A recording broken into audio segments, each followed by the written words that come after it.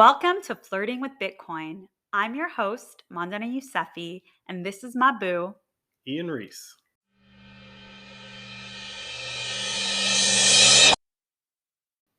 Hey, Ian.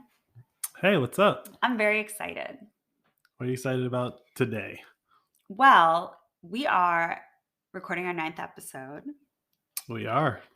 and I'm at the point where I feel confident about Bitcoin. I think I understand it, and I could walk away and not ever talk to you about Bitcoin again, and I think I could get by.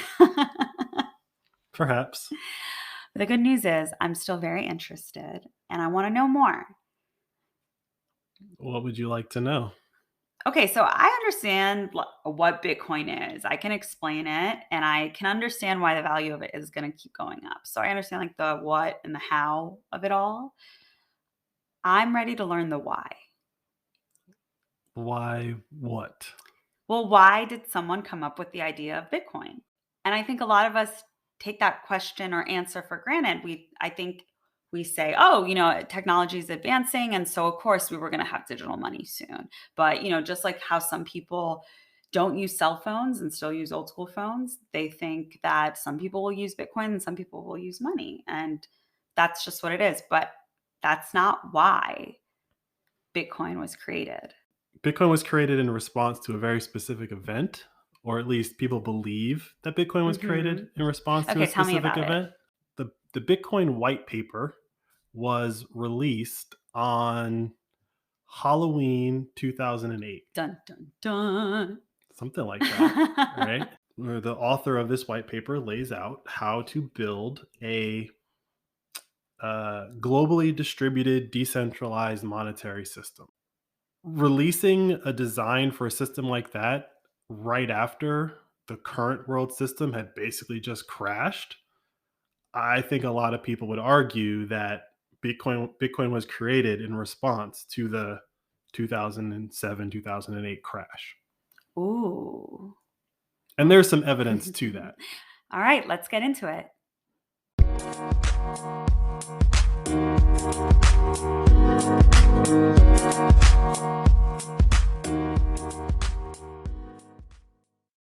So the '08 crash, subprime mortgages, yada, yada, yada. What's the story that we need to know about that in connection to Bitcoin? I think if you went out on the street and asked anybody who claims to know what happened in '08, they will tell you the same answer. Subprime mortgages. That's like literally the only thing you just said was subprime mortgages, yada, yada, yada, right? And then you go on to like the talk shows and they'll tell you, oh, these people borrowed money they shouldn't have borrowed. They knew they couldn't pay it back, yada, yada, yada. What actually happened in '08 was a little more complicated than that. And the subprime mortgages were just the trigger to the unraveling of the entire world financial system. That's why '08 was so devastating. Like, if you think about it, subprime mortgages were only a percentage of all the mortgages in the United States. On top of that, the mortgages in the United States are only a fraction of all global mortgages. So how is it that this fraction of a fraction of a fraction can crash the entire world system? Why is that the story that you're getting from like the news media? So what's the story? It was a run on the banks, but it was a bank to bank run. It wasn't what you've probably seen pictures of in the 1930s or whenever the last Great Depression crash happened and they show people lined up outside of banks like banging on doors. Like, that didn't happen. So there's no pictures of that. But what did happen is that behind the scenes, that's basically what banks were doing. What was going on? Maybe people know this or don't, but banks will loan money to other banks, usually for a short period of time. And that's just how the banking system works. It's not a big deal. People have built businesses off of this business. It's not supposed to be risky. And the way that works is that one bank will offer up as collateral to another bank a portion of the money that they want to borrow. So let's say you want to borrow $10 million. They will put up collateral worth $5 million. And all that collateral says is, if I don't pay you back the 10 million, you can take this collateral, go sell it. You're going to lose some money, but you won't lose all of your money. And that was going on for a while. That had been going on, I want to say, throughout the 90s. But in August of 2007, and the borrowing bank gave as collateral a bundle of subprime mortgages. Mm-hmm. And they said, if we don't pay you back, you can take this this bundle of mortgages and sell them in the mortgage market. They gave them these mortgages as collateral. And this wasn't the first time. People have been doing this for It was years. a very common It was a very practice. common practice, and no one thought anything of it.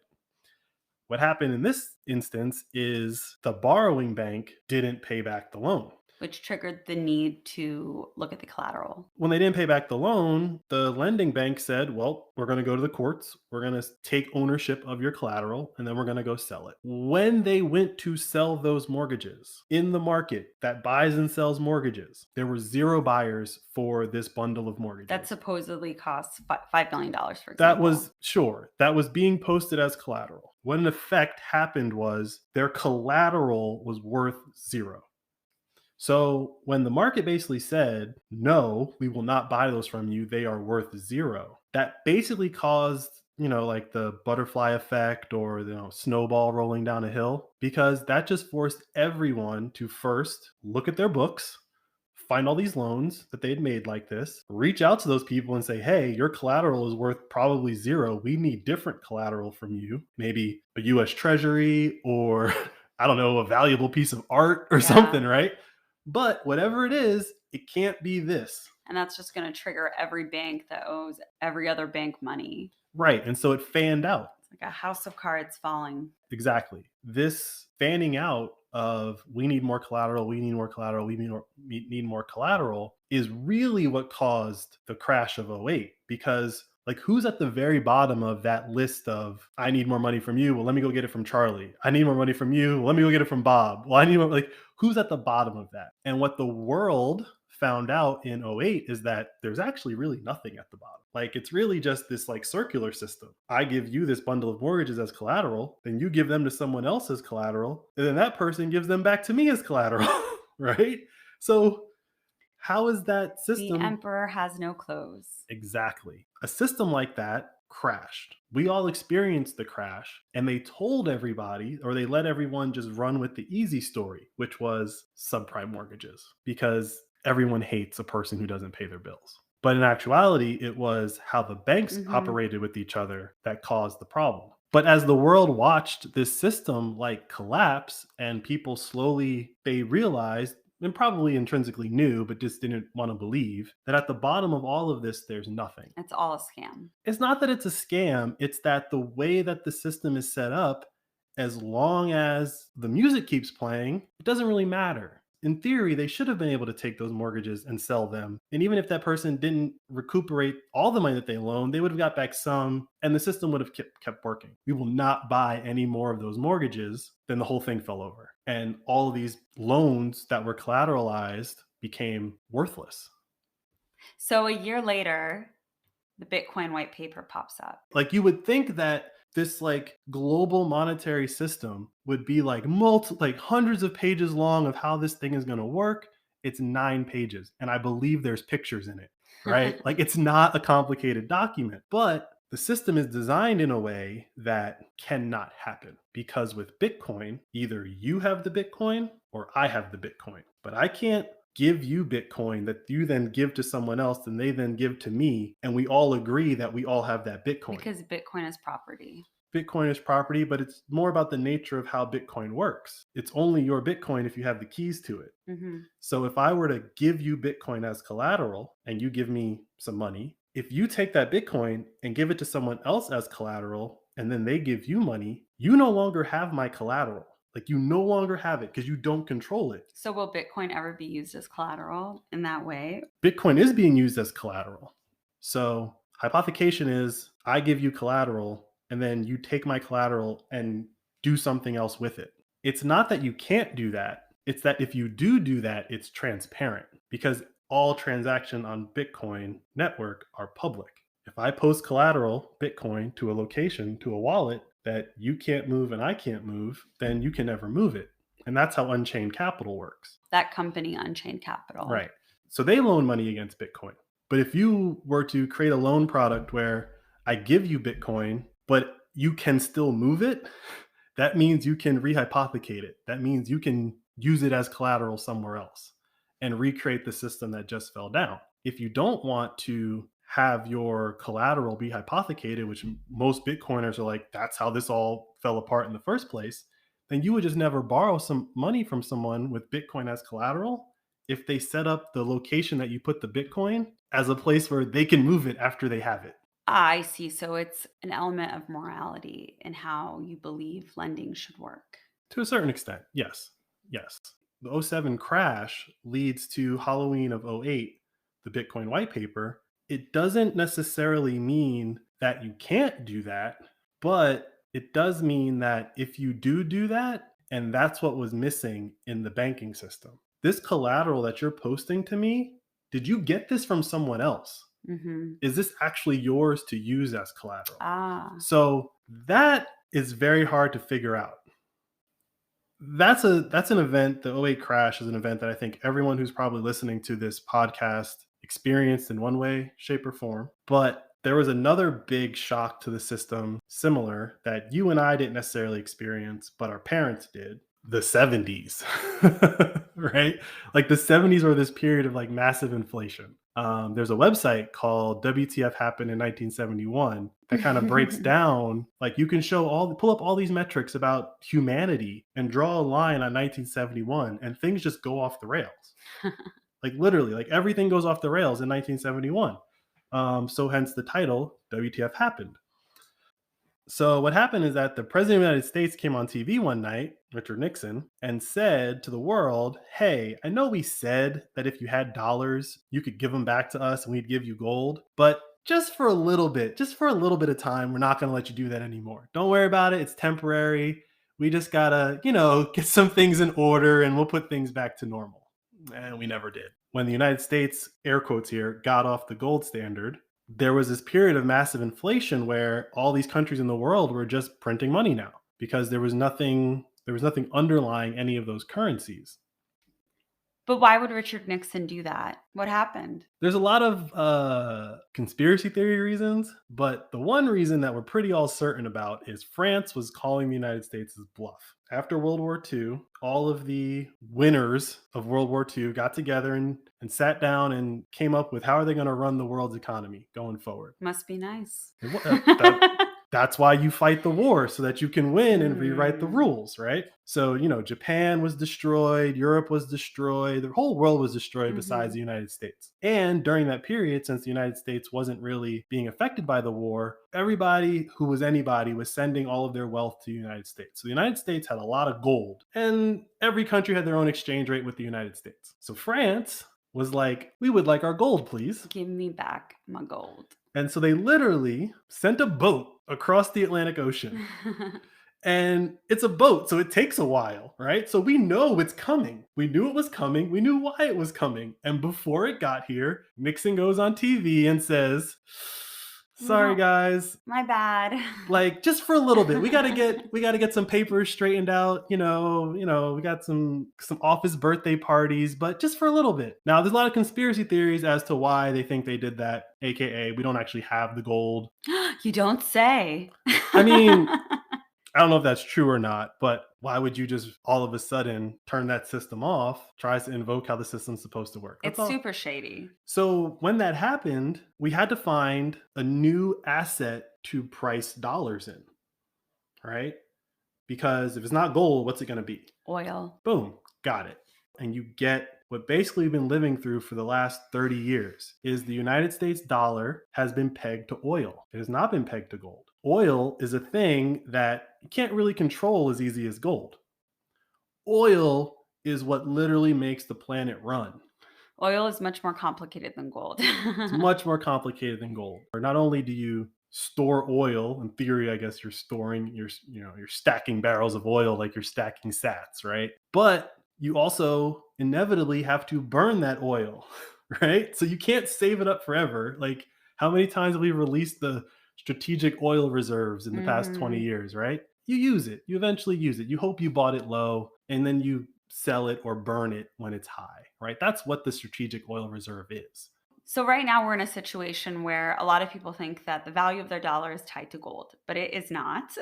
No. It's actually tied to oil, Mhm. which is an asset that's much more volatile than gold ever was. If gold was even volatile. Yeah, gold's not volatile. It moves big and then it stabilizes.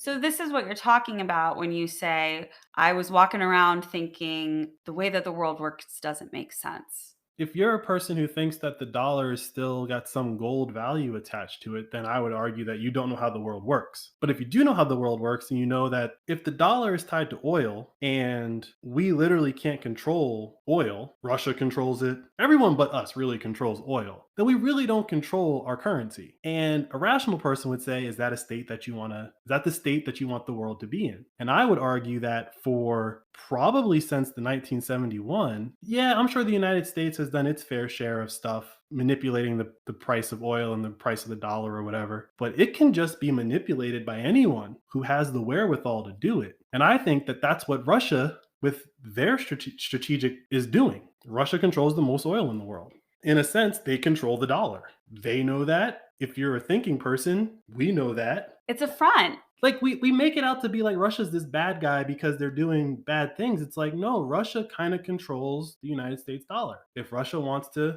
tank the dollar, they just mess with oil. You can't live like that. So enters Bitcoin. And I would argue that Bitcoin is replacing oil. But that's very interesting because Russia's been going through a lot in terms of Bitcoin. Russia banned Bitcoin mining recently and then overturned it. Yeah, they've done a complete 180. Like Russia just basically made crypto legal. Yes. In the past, since we recorded the last episode. Literally, we recorded, and then the next day they were like, "Crypto good." They were listening. Probably. We convinced Putin. Probably. Going back to like the idea of if you know how the world works, the post World War II world, Bretton Woods to 1971, those were like the best years of growth or anything in America was when everyone was agreeing on the system. You know, it might have been more beneficial to the United States than Great Britain or France or Germany, but America was thriving and growing. Everybody was. When we got off that system, 1971, there basically were no more rules. And so instead of saying like the franc to the dollar to gold, it was how many francs have you printed divided by how many dollars have we printed? That's the exchange rate. Now, are you being honest about how many francs that you printed? No. Because we're not being honest about how many dollars we printed.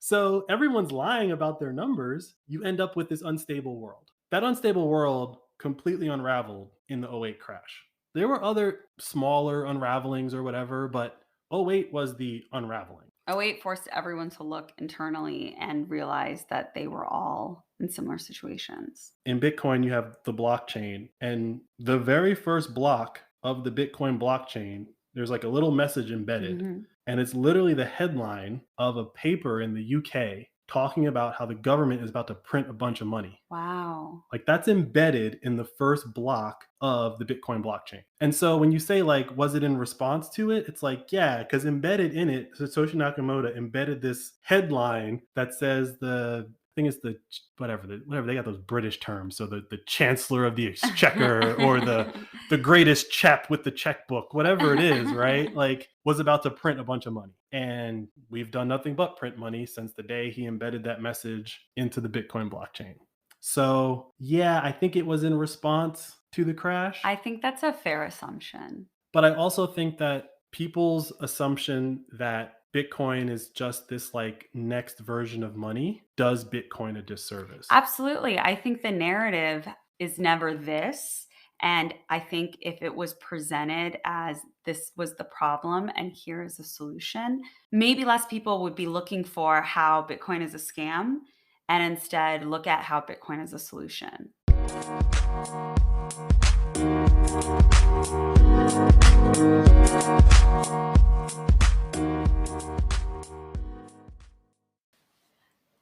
So as I'm flirting with Bitcoin, it feels like I'm getting to know someone who's actually pretty great, and it's making me realize how bad my exes are. Like I was walking around thinking the dollar was good for me, that the dollar cared about me, that I could trust it. I'm thinking it's backed by gold. Not anymore. Okay, that it's backed by oil. Technically, yeah. Subprime mortgages? In a roundabout way, also subprime mortgages. Oh man, this just hurts.